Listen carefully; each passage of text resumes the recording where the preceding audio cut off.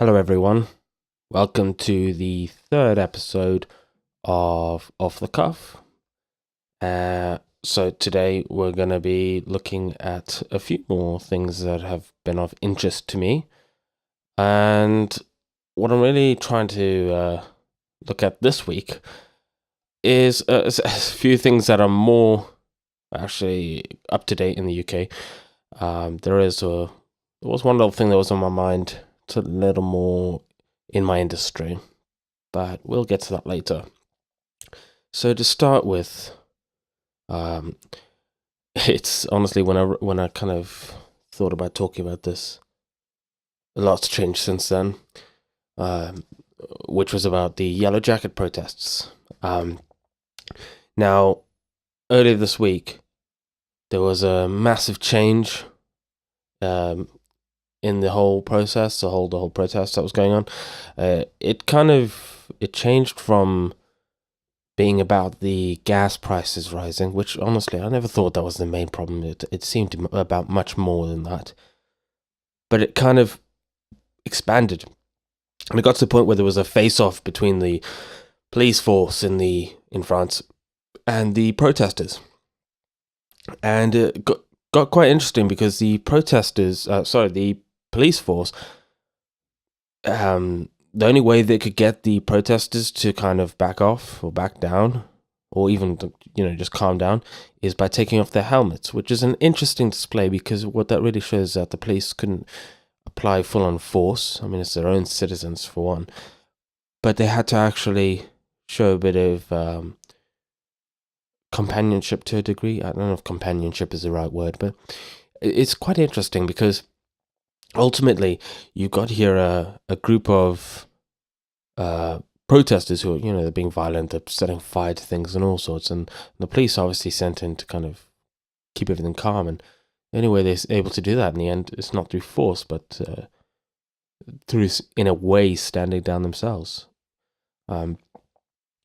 Yet still the protests go on anyway. Not too much of a surprise to myself. The concerns that the people of France have, they seem quite serious. I mean, obviously, they seem quite deeply held, and a lot more than just you sorted out the gas prices, cool, let's carry on.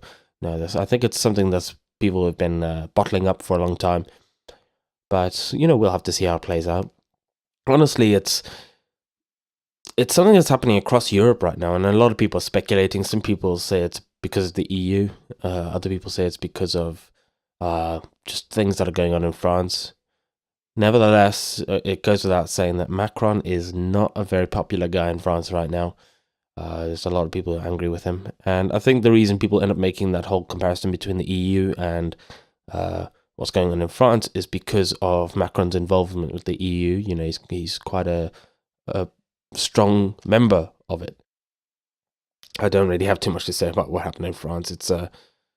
It's quite serious and definitely worth kind of taking seriously, not just addressing it, but not just sort of concluding your assessment of it on the nearest headline. It's just worth kind of considering where people might be coming from, because it's a very well-supported cause right now. It seems like a lot of people in France are behind it, and if a lot of people in a country get behind something, it's worth taking seriously. So another thing that I noticed, and a little known fact, I do web development as my main trade, my field, my work that I do, and that means I get involved a lot with things going on in the internet. Now, it was before my time, but there was this thing called the browser wars. And the browser wars was, to my understanding of it, basically where all the browsers were vying for popularity, for attention. They all wanted to get all the customers, get all the users, and so they were all trying to come up with their own sort of unique selling point. And an interesting thing that happened back then is that all the browsers started building their own features, And the problem with that is that you'd have a website which used the features that one browser supported. But if you visited that website on a different browser, it wouldn't work or it would look weird because it was using features that only work on a certain browser. Naturally, this caused a lot of problems for the users, and eventually some standards started to be built, and browsers had to adhere to these standards. You might have heard of, or might not have heard of, the W3C consortium, which they kind of decided a lot of the standards for HTML. And I don't think they decide the JavaScript standard. I believe that's handled through the ECMAScript or ECMA or ECMA. So these standards have been very useful for growing the internet, for keeping everything across the internet standard. You know, if you go on Firefox, Internet Explorer, sometimes Chrome, Opera, any browser, Safari is another, then the websites will 95% of the time they'll look good. They'll look fine. Sometimes older browsers, not so much, but that's because new standards come out, and older browsers don't support the new standards. But there's a new trend, new thing that's coming about. It's kind of growing, and I've decided personally, I'm going to label it Google elitism. So with the rise of Google and Google Chrome and the massive market share, they've kind of started doing their own thing to a degree. There's a lot of features that Google Chrome have that are unique to Google Chrome. Now, thankfully, there are some rules, some sort of measures in place for web developers to make sure that it will work on every browser, or it will only implement something if you're on Chrome. But this isn't really enough, because if you start implementing your own features, then it's kind of takes you down another path. And I'll provide two perfect examples. So last week, I encountered something which really bugged me. Now, I was building a website, and we wanted to avoid a form on the website from auto-completing. You know, like when you start typing in your field and it automatically suggests something you've typed before. Now, I'm not talking about like when you save your form, you save all your address details on Chrome. I'm talking about like where you visited that specific form before and it knows all the various entries you've put in before. Now, you think, okay, well, so maybe some browsers want to do that sometimes. Maybe some web developers want to do that. Now, thankfully, there is a feature for this called autocomplete off. It's very simple. You just simply tell each field on a form to basically not autocomplete for that field. You would think it was simple, but a recent update to Chrome decided that they know better. They know better than those poor web developers. They know better than the users of the websites. And they decided to ignore autocomplete.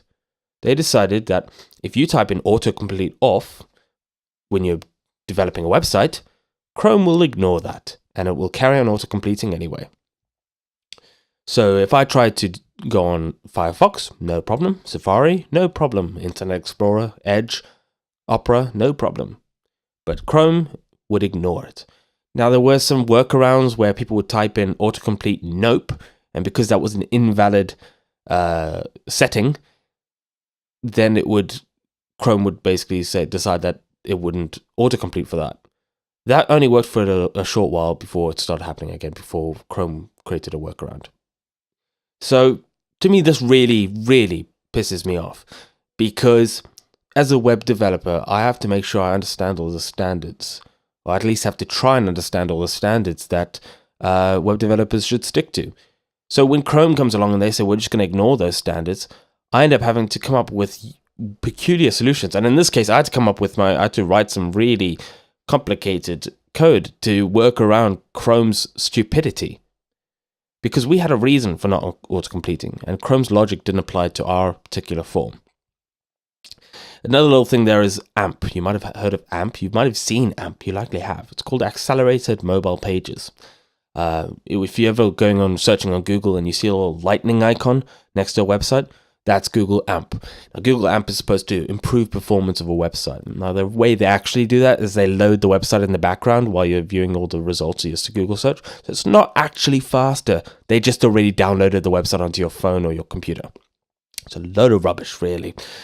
But Google AMP uses its own version, my understanding anyway. And I don't really research Google AMP because I personally think it's horrible.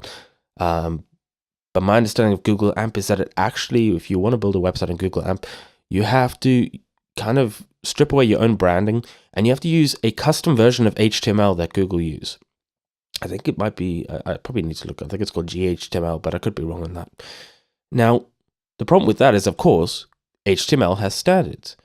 And because Google want to have their own version of HTML, they've come up with their own standards, which, of course, again, means a web developer has to learn a whole new set of standards because Google thinks that they're special.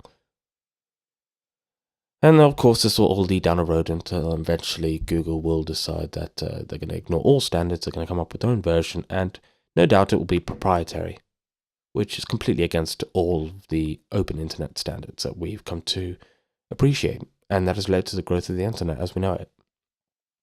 Now, enough on that. I'm clearly getting too technical for that. Another little thing that's happened this week. So this was only towards the end of last week. Patreon took down Sargon of Akkad's website, as well as Milo Yiannopoulos, and I believe a guy named James Allsop. Now, I don't really follow James Allsop, and I'm not surprised that Milo's account got taken down, though the reasons that Patreon gave for Milo's account getting taken down were, well, kind of illogical. See, they took down Milo's account because, allegedly, his association with the Proud Boys. Now, Milo has previously disassociated and disavowed the Proud Boys, right? So he has said that he does not like the Proud Boys and he's like pushed himself away from them. Yet Patreon has seen fit to punish him. So is this what Patreon adheres to? That you will be judged by Patreon for all your past actions, regardless of whether you denounce them. You will be judged for all your past associations, regardless of whether you no longer associate and have disavowed those people. Now, what you can say what you want about Milo, he is definitely good.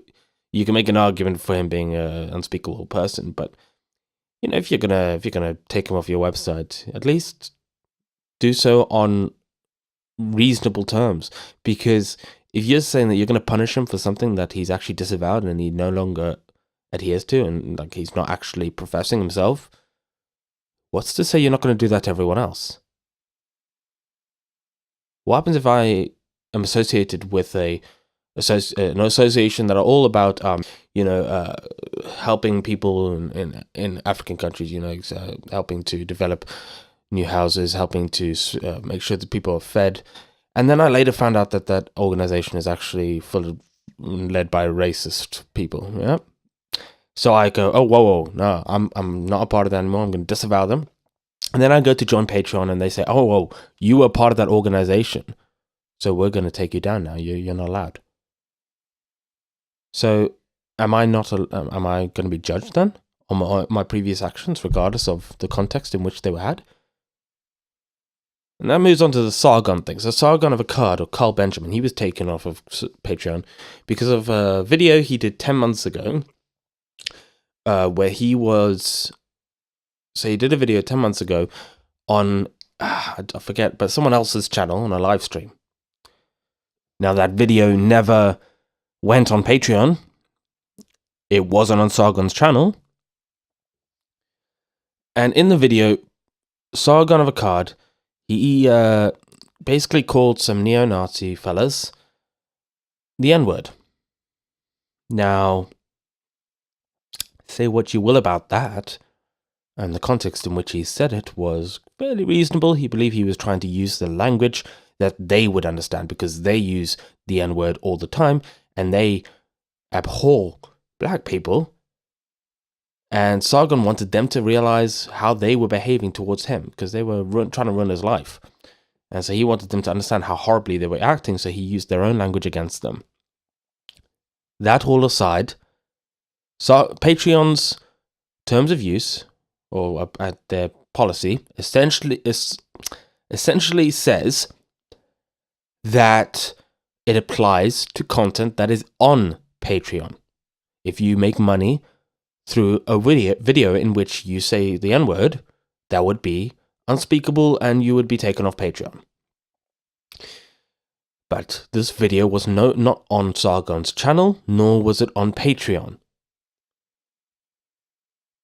So that means that Sargon of Akkad was taken off Patreon for content that wasn't on Patreon, meaning that Patreon are judging him for something he did somewhere else on the internet. So Patreon are essentially saying that not only will they not follow their own policy, but they will apply their policy to all your actions across the entire internet. And I know that there are probably situations in which this might be seen as reasonable. You know, if someone didn't upload a video to Patreon, but he was found out to be a mass murdering genocidal maniac, I'm sure people would understand. But since Sargon simply said a word on a different video, and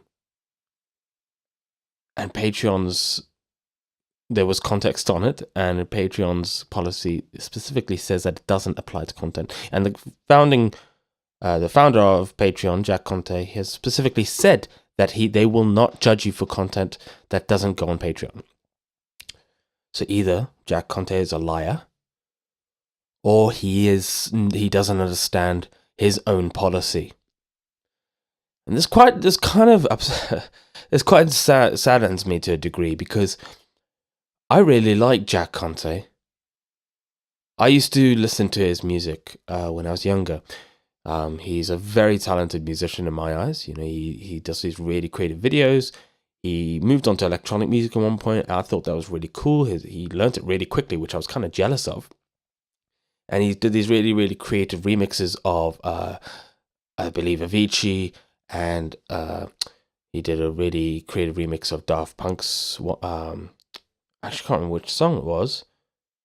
I'll have to go back and find out. I think it was Harder, Better, Faster, Stronger, and Technologic. But essentially, he's a very talented musician. And when he came out with this idea for Patreon, I thought that is a brilliant idea.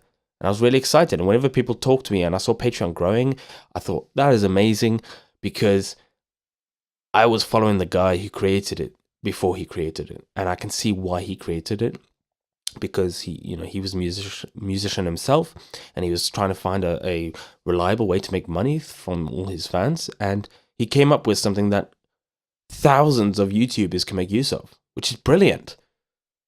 But I believe that his or his staff's ideology, and the ideology of what I would call the Silicon Valley ideology, has crept into Patreon's actions. And another thing Jack Conte said in his interview with Dave Rubin was that they will not be pressured by mobs.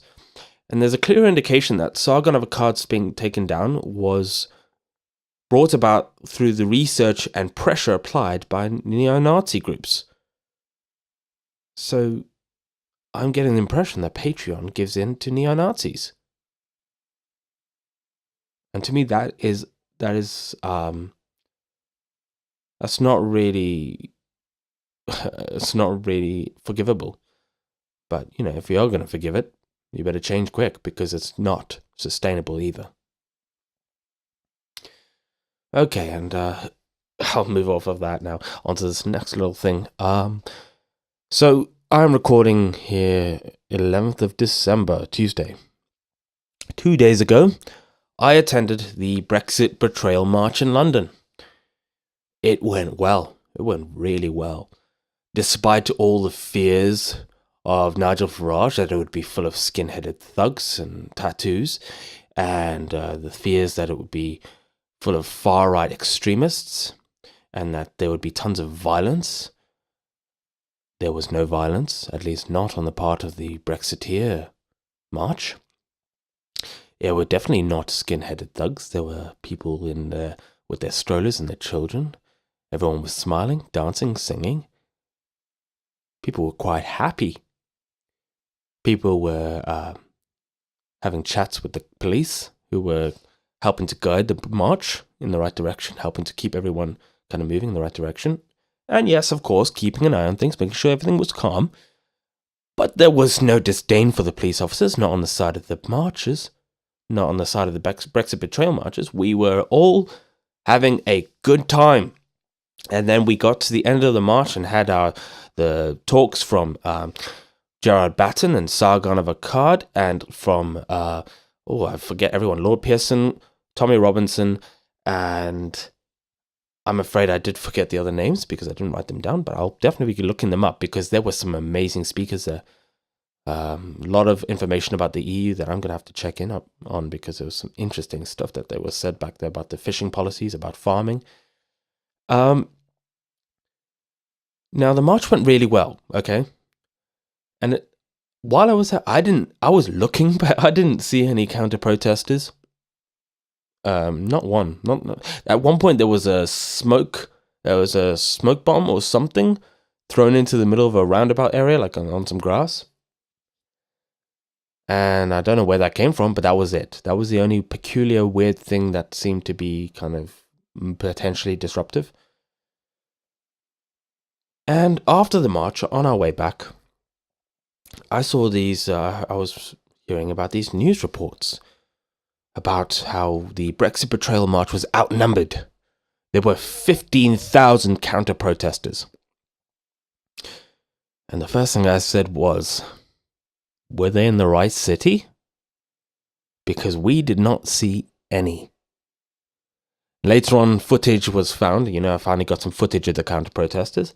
And there seems to be maybe 100, 150 of them. And you can easily visually see that there were about probably 10 times, maybe 20 times the amount in the Brexit betrayal march, which is a lot more, obviously, than the counter-protesters. More than that, if you watch some of the videos of the counter-protesters, they get very pushy and aggressive and hostile towards the police officers. So Nigel Farage was right. There was violence at the march. It just wasn't on the side he expected. And all of this actually comes in. If you don't believe me, please just go check it out. Go look at the pictures and the videos. It's very easy to see that there were a hell of a lot more in the Brexit betrayal march than there were in the counter-protesters. And if you want to say there were 15,000, please note, we do not count people who were online. They had to actually be there in London. Now, sorry, this goes on to my next little thing I had in my mind, which was about David Curtin and David Coburn stepping down or stepping out of UKIP. Now, David Curtin stepped down as the education spokesman for UKIP, but he is still a member of the party, whereas David Coburn has actually stepped down entirely out of UKIP. And both of these come in light of the whole thing with Nigel Farage and the vote of no confidence, which of course failed.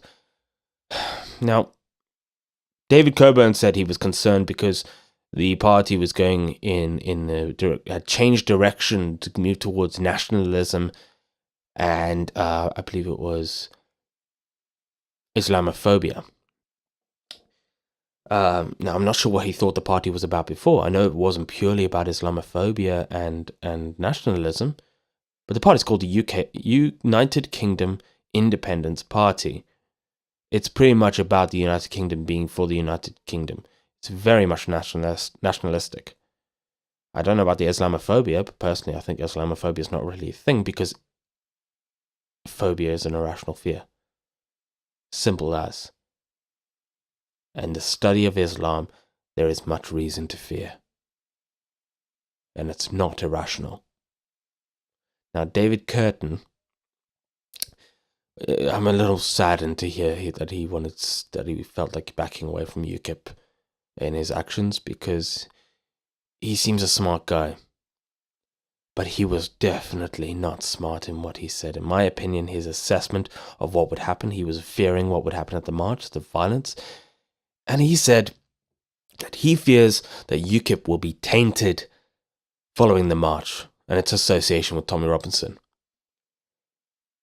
And I'll get to this second part in a bit, but he also said that he fears that this taint, that UKIP has been, that people have attempted to taint it before, but it's never stuck. So to address that first point, that UKIP will be tainted by the march, what makes you think it wasn't tainted before? Anytime I mention UKIP to any random person who's not already on my side, they ask me why I would be interested in a racist, xenophobic party. Because everyone already believes what the mainstream media tells them and already believes that UKIP is tainted. You might think, David Curtin, that UKIP is not tainted, but it certainly is. But people are starting to see through the rubbish that is the headlines that are sold to them by the mainstream media. Now, as to that second point, that UKIP has previously been tainted and it has not stuck, you're correct there to a degree. People have accused UKIP of many, many things, and the reason UKIP is still around is because those many, many things never held any proof. They were never true, and they were always full of rubbish. But you know who also has been accused of many, many things and is still around, still succeeding, still gaining support? Tommy Robinson. So before you go and call Tommy Robinson a far-right extremist who is full of Islamophobia and racism, maybe consider that that's exactly what people say about UKIP. So before you say that UKIP is changing, that UKIP is now tainted by Tommy Robinson's association with them, UKIP was already tainted. But not by truth, but by lies. And you are only spreading the lies about Tommy Robinson by believing them. Now that's everything I've got to say this evening. And that is all I have to say. But I will just say, before you go out and maybe believe everything you hear from the mainstream media about Tommy Robinson, about UKIP, about the Brexit march, go do some research. And I don't mean articles and headlines. I mean read the manifesto of UKIP. Read the writings of the people in UKIP. Now, I know they're not all going to be perfect, but the best way to find out what someone believes is by finding out what they say most strongly, what they say and profess to believe in. Because remember, the BNP were all but destroyed when they were given light, when people finally got to hear what they had to say. UKIP has been given a chance to say what it has to say, to show what it believes, and it still remains, and it still grows in strength, and there's a reason for that. So please, take a moment to analyze all the facts and to see what people believe in, not what other people say they believe in. That's all from me.